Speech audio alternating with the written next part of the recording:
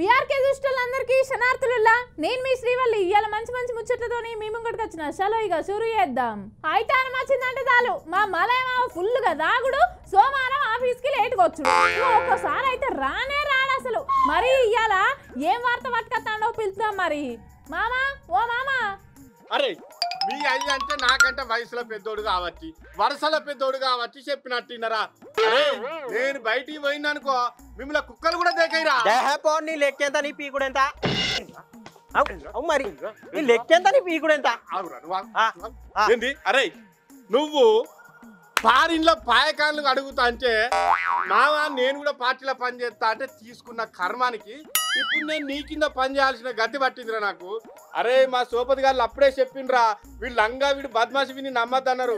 నేను కనుక బయటికి పోయినానుకో రేయ్ కార్యకర్తలు జనాలు మిమ్మల్ని ఉరికించుకుంటా కొడతారా. ఇదే గొప్ప ఊచుకున్నది మనం కాదు గాని మాటికి ముందు పోతా పోతా పోతా అని ఎగురుతున్నావు. నువ్వు పోతే నీయాసంటే లీడర్ దొరకననుకుంటున్నావా? నాకు 100 మందిని తయారు చేసుకుంటా. ఓ మామా గా రాజుగానికి నీకు ఏం పంచదే తెలుసో తెలియకనే వాడేమన్నా అంటే పెద్దోని ఓపిక పట్టుకొని కలిసి మెలిసి ఉండాలి. మా తమ్ముని గందగానం తిడతారా ఏందే? మీ తమ్ముడు సంసారం అయితే నేను తిడతాను నానే చీప్ లిక్కర్ మొక్కం దానా నెయ్యి డబ్బాలలో గుడం అమ్ముకునేదానా నువ్వు కూడా నన్నే అంటానా నడ్డి ముక్కుదానా? ఓ మామా మాటలు మర్యాదగా రాని. మేము చేసిన త్యాగం కింద నువ్వు చేసింది ఏమంతా లెక్కకు రాదు.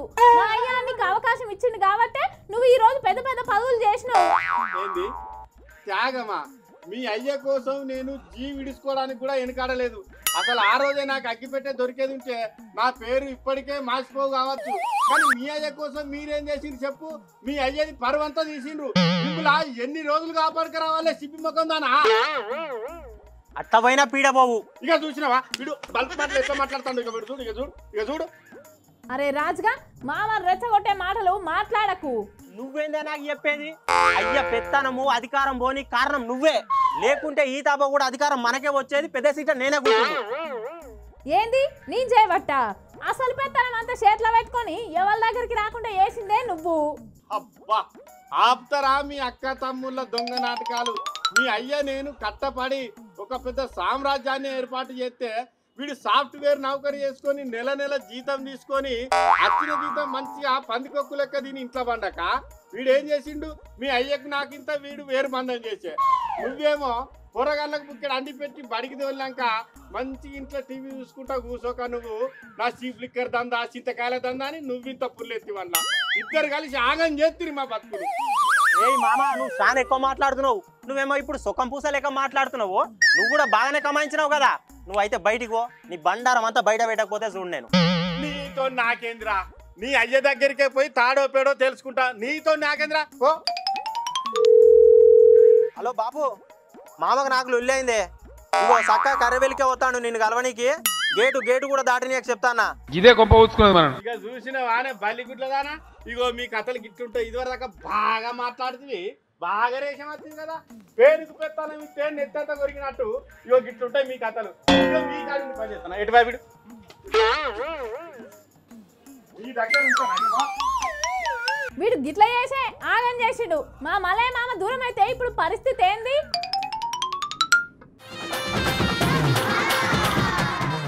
ఈ నడుమ ఏ టీవీలో చూసినా అఘోరినే. ఇక ఏ యూట్యూబ్ ఓపెన్ చేసినా కూడా మొత్తం ఈమె వీడియోలే. సోషల్ మీడియా మొత్తం ట్రెండింగ్లా అఘోరినే ఉన్నది. సనాతన ధర్మాన్ని కాపాడుతా అని లోక కళ్యాణం కోసం వచ్చినా అని చేతిలో ఐఫోన్ పట్టుకొని కారు నడుపుకుంటా గుళ్ళన్నీ తిరిగి ఇప్పుడు ఈడికి వచ్చింది. ఇక గీడేం చేసిందంటే మీరే చూడుర్రి.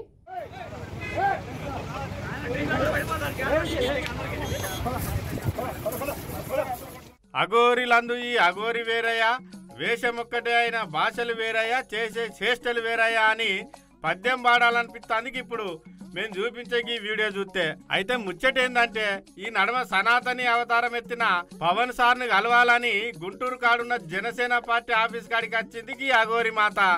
అయితే సార్ ఏమన్నా అంగట్ల దొరికి అరటిపండ ఎప్పుడు పడితే అప్పుడు కలిసేందుకు సార్ ఇప్పుడు చిన్న సీఎం ఆయే.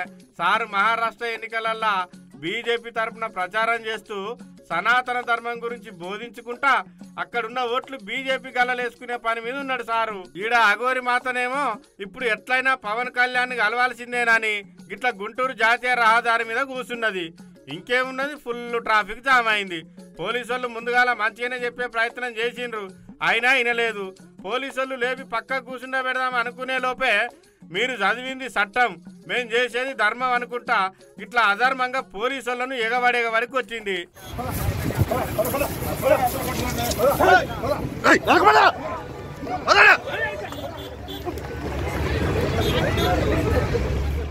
అందరు వీడియోలు తీస్తుంటే కొంతమంది రిపోర్టర్లు నువ్వు ఎందుకు పవన్ కళ్యాణ్ కలవాలనుకుంటున్నావు అని అడిగితే ఇగో గిట్లా సర్వీస్ సెంటర్లలో ఉరికిచ్చి కొట్టింది.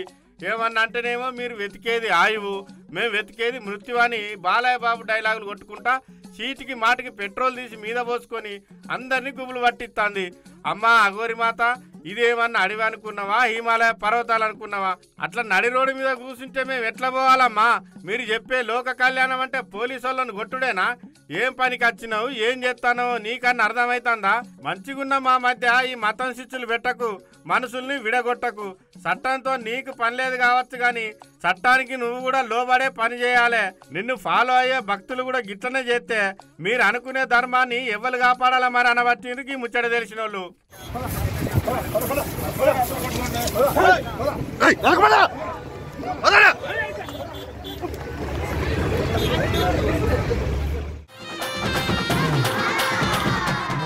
రూపాయి కాదు, 2 రూపాయలు కాదు, 500 కోట్ల విలువ చేసే భూమి 15 ఏళ్ల సంధి వివాదంలోనే ఉన్నదట.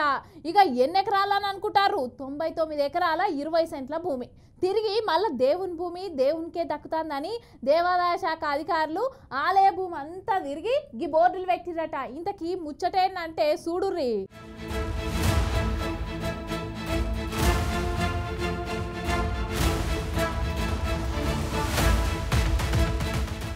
మౌనంతో యుద్ధం గెలిచిన బుద్ధుని మార్గం లెక్కనే ఇన్నొద్దుల సంధి ఎదురు చూసిన ఎదురు చూపులు ఫలించి అనుకున్నది అనుకున్నట్టు జరిగింది. పూజలు, హోమాలు, యాగాలు, అర్చనలు, అభిషేకాలు ఇట్లా ఏవి కూడా వృధా కాలేదు. కోరుకున్నట్టుగానే నెరవేరిందని వివాదాలున్న దేవుని భూమి దేవునికే చెందిందట. 500 కోట్ల ఇలువున్న భూమి అలా తిరిగి ఆ స్వామివారికే చెందేటట్టు చేసిన కోర్టుకు శతకోటి వందనాలు అంటారు జనాలు.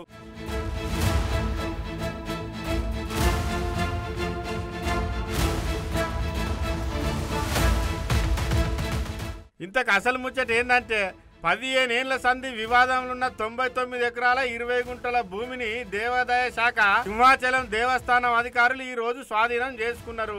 ఈ భూమి విలువ 500 కోట్ల రూపాయలు ఉంటుందని అంచనా. ఇగో ఈ భూమికి సంబంధించిన పూర్తి వివరాలు చెప్తాను వినుండ్రి.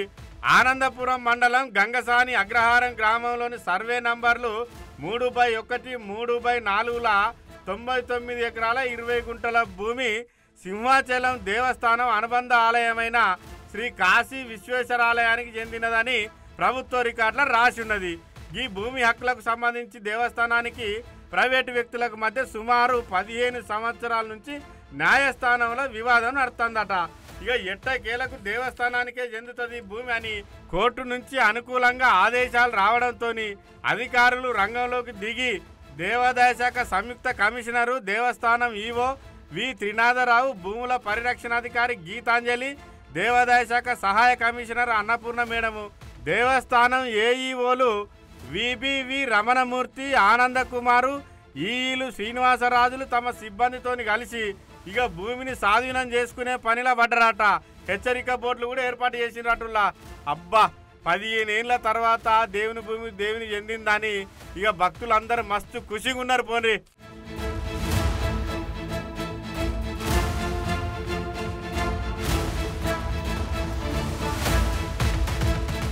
ఏ బల్లె చూసినా, ఏ హాస్టల్లో చూసినా, ఏ కాలేజీలో చూసినా గివ్వే కేసులు వస్తున్నాయి. అయిన దానికి కాని దానికి కొంతమంది సూసైడ్ చేసుకుంటుంటే కొంతమంది ఏదింపులు తట్టుకోలేక ఆత్మహత్యాయత్నం చేసుకుంటారు. ఇట్లా చాలా రోజుల సంది రోజుకు 2 వార్తలు వస్తూనే ఉన్నాయి, మనం చూస్తూనే ఉన్నాం. కానీ పరిష్కారం అయితే దొరకలేదులా. ఇగో మళ్ళీ ఇయ్యాల సుత హాస్టల్ అమ్మాయిల వార్తనే వచ్చింది. గిల్ల వార్డెన్ మేడం ఏమో అన్నందుకు ఈ పోరగాళ్ళు జరంగోలీలు మింగిండ్రట.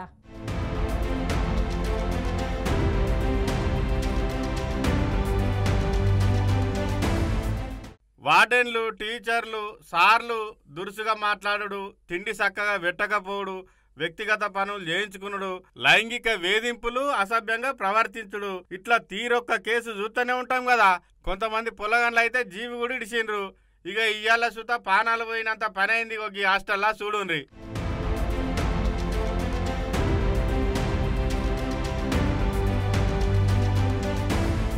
పల్నాడు జిల్లా సత్తెనపల్లి వెంకటపతి కాలనీలున్న ఎస్సీ హాస్టల్లో ఈ ఇద్దరు ఆడపిల్లగాండ్లు హాస్టల్ వార్డెన్ రాని వేధింపుల కారణంగా జ్వరం గోళీలు మోతాదుకు మించి చేసుకొని ఆత్మహత్య యత్నం చేసిండ్రు. గా పొలగాన్లను ఏమన్నారు మేడం అని అడిగితే వార్డెన్ అమ్మ ఏమంటుందో ఇనుండ్రి.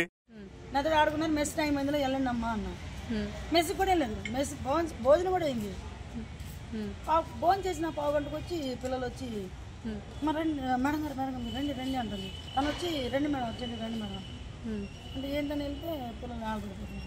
ఏంటమ్మా ఏమంటే డోలో టాబ్లెట్ వేస్తున్నారంట. డోలో టాబ్లెట్ అడిగంటే పిల్లల్ని అడిగేస్తున్నారు. మళ్ళీ ఆ మేడం గారు కూడా ఎందుకు ఇస్తున్నారు సార్ ఎప్పుడు ఫ్రెష్గా నెల అది ఎప్పుడు నా జీవితం జరగదు.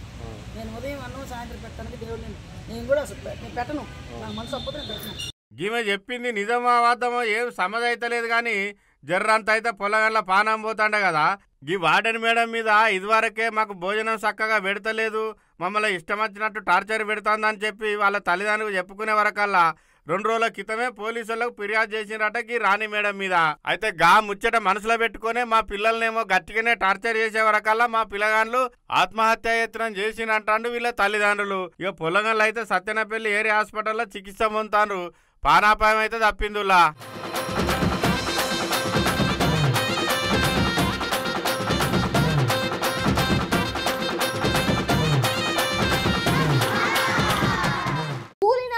కూడబెట్టుకున్న పైసలు, చెమటోడ్చి చేపించుకున్న సొమ్ములు, ఇక మట్టి గోడల మీద కప్పుకున్న కమ్మలు, ఏది మిగిలలే.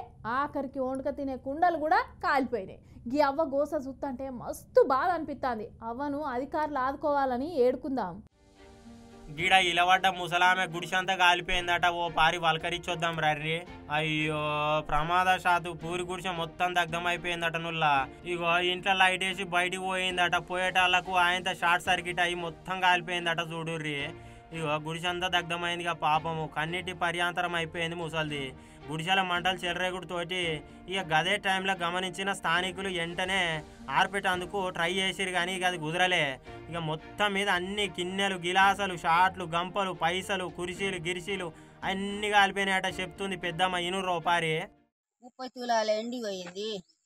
తులం బంగారం కాలిపోయింది. బియ్యం కాలిపోయినాయి. అన్ని కాలిపోయినాయి. ఇంటుండ్రా అనుల్లా 30 తులాల ఎండి, 1 తులం బంగారము ఏం తక్కువ 30,000 రూపాయలు కాలిపోయినాయట.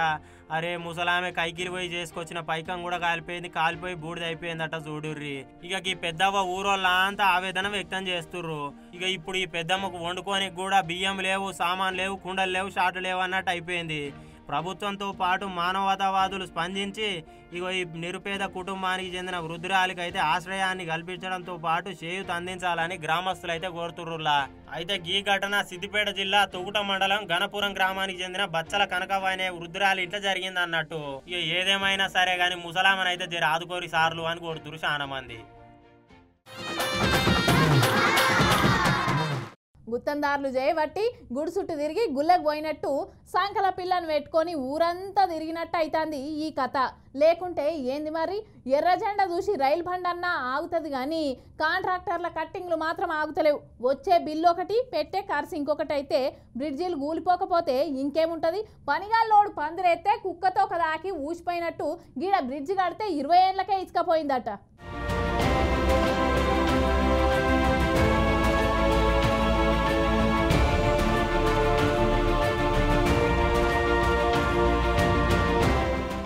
ఇగో సాగు భూములే కరువైపోయినాయి. పోండ్రి పంట పండించేటోడు లేడని అంటే ఇగో పండించే కాడనేమో గీ కథ అవుతుంది. పనికి పోయేటోళ్ళు తిరిగి 13 కిలోమీటర్లు పోతుండొచ్చురు కానీ పంట పండించే రైతన్నలనన్నా ఆదుకోవాలని అధికారులను అయితే కోరుతున్నారు గీ అన్నలు. ఇగో ఇక్కడ గీ బాబాయిని చూడండి వాగెట్లా దాటుతాండో. ఓ పైపు ఉన్నది దాని మీద కూస్తున్నాడు. ఇగో కూర్చొని దేకుకుంటా పోతాండు చూడండి. ఇక్కడ చూడండి ఇంకో కాక చూడండి. ఇగో జాలర్ లెక్కనే తెప్పబెండు కట్టుకొని అటుకోసకు ఇటుకోసకు తాడు కట్టి దాన్ని పట్టుకొని దాటుకుంటూ పోతాడు. ఈ పరిస్థితి ఎందుకు రావచ్చు అనుకుంటున్నారులే. అయితే ఇదివరకు 20 ఏళ్ల కిందనే కట్టిన వంతెన అప్పుడే శిథిలావస్థకు వచ్చి కూలిపోయిందట. ఎంత నాసి రకం వాడిరో ఏం అర్థమైతే లేదు పోన్రి. ఈ రైతన్నలకు ఇప్పుడు తిప్పలొచ్చి పడ్డది పోన్రి. ఇగో అన్నేమో మాట్లాడుతుండు, ఇందాం రర్రి ఒక పారి. 9 నెలల క్రితం మన బ్రిడ్జ్ పడిపోయింది. ఈ పోయినసారి వరదలకు చాలాసార్లు వరదలు వచ్చి 9 నెలల క్రితం బ్రిడ్జ్ పడిపోయింది. మాకు వెళ్ళడానికి చాలా ప్రాబ్లం అవుతుంది. ఇట్లా 13 కిలోమీటర్లు తిరిగి రావడుతున్నది. ఇప్పుడు ఇట్లా పుట్టిల మీద వెళ్తున్నాం. అయితే గీ కథ నిర్మల్ జిల్లా కుంటాల మండలంలో ఉన్న కల్లూరు అట్నే పాత బూరుగుపల్లి కే గ్రామాల నడుమ రైతులంతా బావుల కాడికి పోయేటట్టు దాన్ని అనుసంధానం చేసుకుంటా 20 సంవత్సరాల కిందనే నిర్మించిన వంతెన గిట్లా కూలిపోయింది. అయితే కల్లూరు పేంట్పల్లి వాగు గలిసె కాడనట ఎస్ఆర్ఎస్పి ఆధ్వర్యంలో గీ బిర్జి గట్టంగా కొన్ని గ్రామాల రాకపోకలు సాగించేటందుకు ఈలయిందట. బూరుగుపల్లి కే గ్రామస్తులు కల్లూరు సమీపంలో పునరావాసం కల్పించాలని పాత గ్రామాల శివార్లనే వ్యవసాయ భూములు ఉన్నాయని అనుకొస్తున్నారు. అప్పట్లో వ్యవసాయ పనుల నిమిత్తం రైతులు రాకపోకలు సాగించేటందుకు అష్ట కష్టాలు పడ్డరట నుల్లా. ఇక గిదే క్రమంలో అధికారులు వంతెన నిర్మాణానికి రూపకల్పన చేసిరన్నట్టు. గీ వాగు మీద వంతెన కడుతుండగా అధికారులు చక్కగా పట్టించుకోకపోయేటాళ్లకు గుత్తెదారులు ఇక నాసి రకాన్ని వాడి ఆయన నాణ్యత ప్రమాణాలు పాటించకపోవడంతో 9 నెలల కిందనే తుస్సుమని కూలిపోయిందట ఈ వంతెన. ఇక ఇది కూలిపోవడంతోటి రైతన్నలంతా అక్కడ భూముల కాడికి పోనీకి చాలా ఇబ్బంది అవుతుందట నుల్లా. ఇక పోవాలంటే 13 కిలోమీటర్ల దాకా ప్రయాణం చేసి తిరిగి పోవాలట. అందుకనే ఈ అన్నలంతా ఆవేదన వ్యక్తం చేస్తారు చూడు రోపారి. మాకు ఈ బ్రిడ్జి లేకపోవడం వల్ల చాలా ఇబ్బంది అవుతుంది. ఈ పుట్టిల మీద ఈ పైపుల మీద వెళ్ళటం అవుతున్నది. ప్రాణాలకు తెగించి ఇలా 2 కిలోమీటర్స్ వస్తుంది. ఇట్లా పోవాలంటే 13 కిలోమీటర్ అవుతుంది. చాలా ఇబ్బంది అవుతుంది అన్న. ఎవరు స్పందిస్తలేరు. ఇప్పటికైనా ప్రభుత్వం స్పందించి కొద్దిగా చేస్తే మాకు బాగుంటుంది. ఇగో చూసిరు కదా, ఇప్పటికైనా సంబంధిత అధికారులు స్పందించి మాకు న్యాయం చేయాలి, ఈ కష్టాలు తీర్చాలని రైతన్నలు కోరుతారు మొత్తం మీద.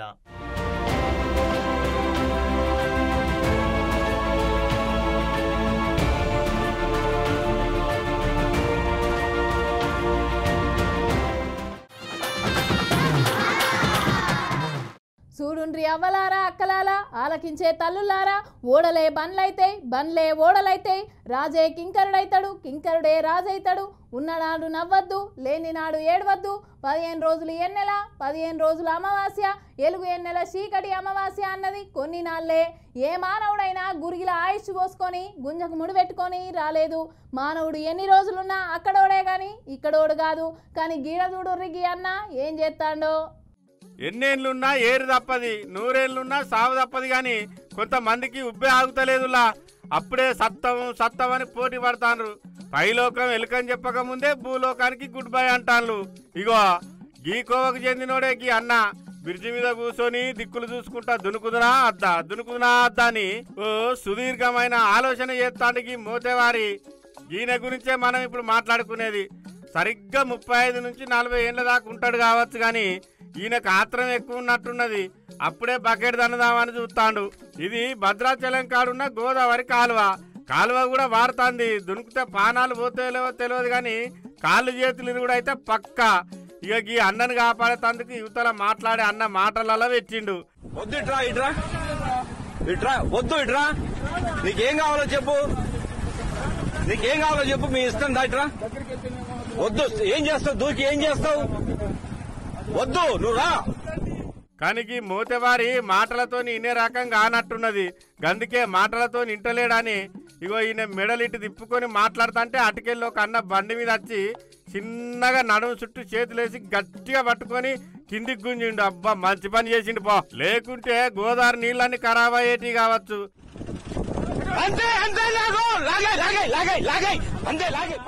లేకపోతే ఎందులా ఈ నడమ సత్తాని బేరిచ్చుడు బాగా ఫ్యాషన్ అయిపోయింది.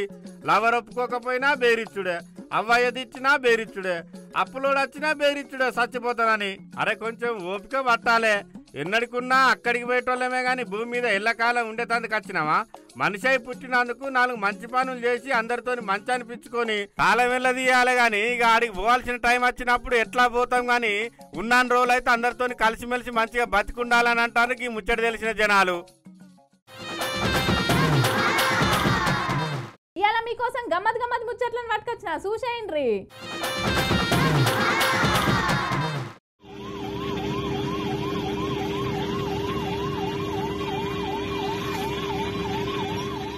మనం ఎప్పుడన్నా బజార్కు పోతే స్కూటర్ కానీ ఆటో కానీ కార్లు కానీ ఎట్లా పోయినా కూడా ఎంత పెద్దోళ్ళు అయినా ఎంత ట్రాఫిక్ ఉన్నా అంబులెన్స్ సైరన్ వినబడ్డదంటే చాలులా పక్కకు బండ్లు ఆపుకొని అయినా సైడ్ ఇస్తాములా.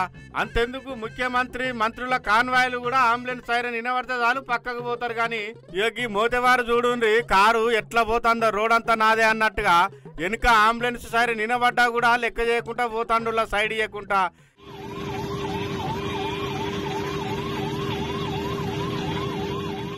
ఇక ఈ ముచ్చట చూసిన పోలీసు వాళ్ళు కారు యజమానికి 2,50,000 జరిమానా వేసి లైసెన్స్ కూడా రద్దు చేసిండ్రట. అయితే ఈ ముచ్చట కేరళ రాష్ట్రంలో జరిగింది. పోలీసు వాళ్ళు ఫైన్ వేసిన ముచ్చట తెలిసి మంచి పని చేసి ఇంకోళ్ళు ఇట్లా చేయకుండా అని జనాలు మస్తు తారీఫ్ చేస్తాను కేరళ పోలీసు వాళ్ళను.